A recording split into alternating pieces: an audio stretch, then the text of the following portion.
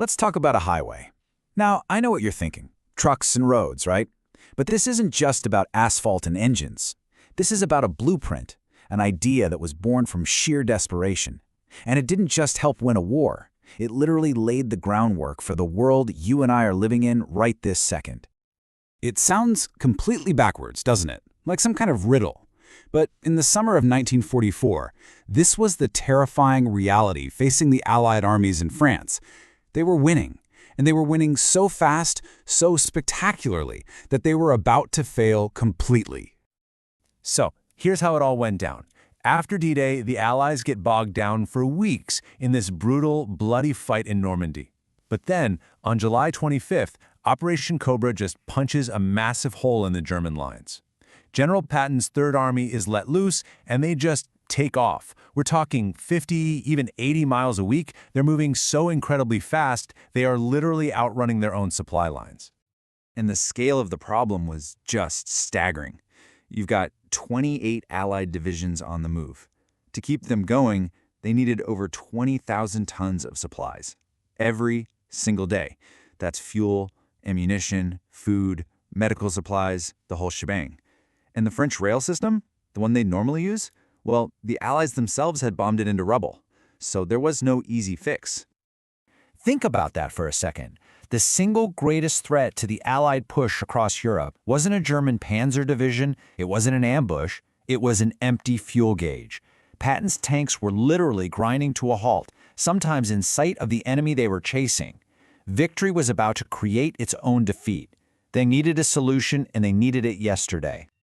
So, in this frantic 36-hour brainstorming session, they came up with an idea. They called it the Red Ball Express. And the name itself was a stroke of genius. They borrowed it from American railroad history. See, back in the 1890s, if a freight car had perishable goods or urgent mail, they'd slap a big red ball on it, and that meant it had the right of way over everything else.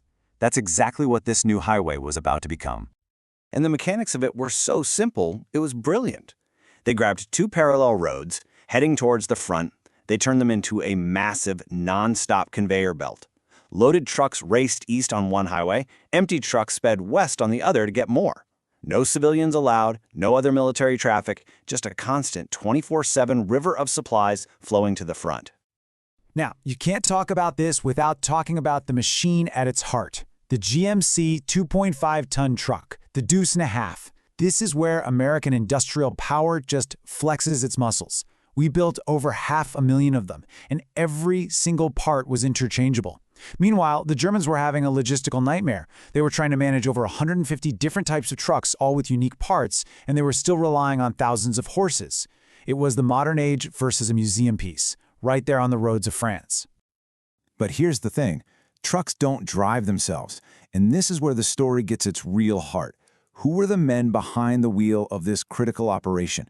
In the segregated U.S. Army of 1944, the task fell overwhelmingly to African-American soldiers. About 3/4 of all the drivers on the Red Ball Express were black. And this is a profound, almost unbelievable irony. You see, the military leadership at the time had largely deemed these men unsuitable for combat. They were pushed into service roles, the unglamorous jobs. And yet, when the entire war effort was on the brink of collapse, these were the men who became the indispensable lifeblood of the whole operation. To really get what this felt like, just listen to the words of Private James Ruckert. He was only 19 years old. He said, "I was scared, but I did my job, hoping for the best." Being young and about 4,000 miles away from home, anybody would be scared. Just picture that. You're a teenager, a world away from everything you know, driving through a war zone with the weight of the entire army on your shoulders. The fear had to be real, but their determination was even realer. You know, there were official rules for safety, but the reality on the road, it was something else entirely. The speed limit was supposed to be 25 miles per hour. These guys were pushing 60. They were supposed to get a 10-minute break every hour. Many drove for days straight on nothing but caffeine and grit. They literally ripped the governors off their engines to get more speed.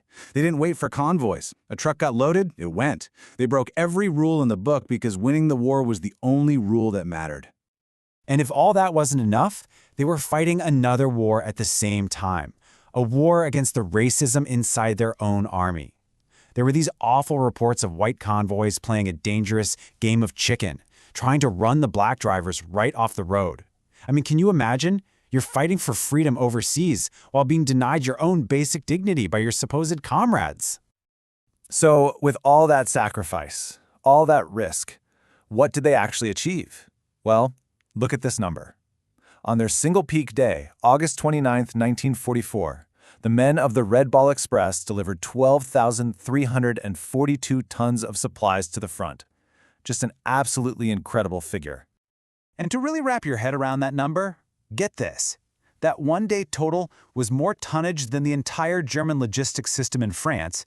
Trucks, trains, horses, all of it could move combined on its best day. This wasn't just keeping up. This was total and complete logistical domination. By the time the operation officially wrapped up 83 days later, the final numbers were just astronomical. Over 412,000 tons delivered in total, more than 1 million individual trips.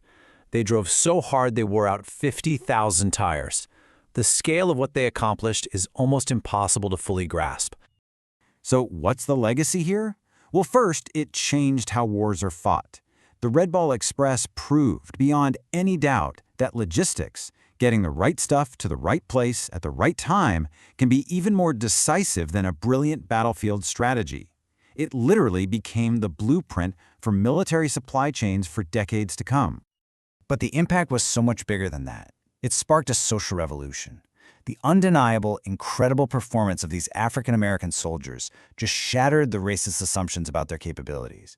It was a powerful, real-world argument that helped fuel the push for desegregation, leading directly to President Truman's order to integrate the armed forces just a few years later. They weren't just fighting for one victory, they were fighting for two. Okay, so that's all fascinating history. But let's be real. Why does a story about military trucks from 80 years ago matter to you, right now, in your life today? Why should you care?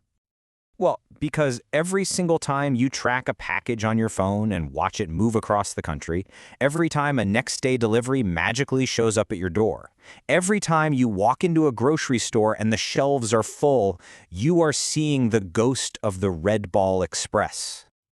Our entire modern world of e-commerce, of on-demand everything, it's all built on that exact same blueprint. A non-stop, flexible, absolutely relentless logistics system. A system that was proven possible under the most extreme conditions by the men who drove that impossible highway. So yeah, it's a story about trucks, but it's really a story about people. And it leaves us with one last, really powerful question to think about. What happens when the very people a society tries to push to the margins, the ones it overlooks and underestimates, suddenly become the ones it absolutely cannot live without?